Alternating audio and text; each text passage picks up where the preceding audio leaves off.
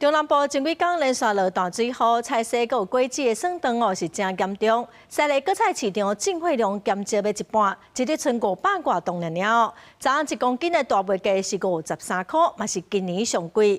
伊个就要等到9月份哦，继续才发度较稳定。农民无用收成油菜，毋过受到前一阵连日落雨，天气阁好起来，造成菜园的菜绿冬黄总收成量大大减少。天气好都黄了啊、烂了啊，原本说差不多60胎啊，现在今天只收17胎而已。我的就是水降伤济，然后就是拢黄的安尼，我就是它的产量佫烂安尼。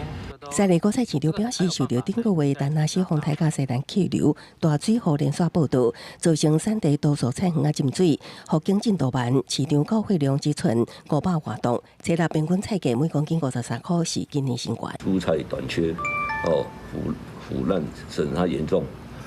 目前我们的平均价到昨天为止是总平均价53块，交易量差不多550公吨。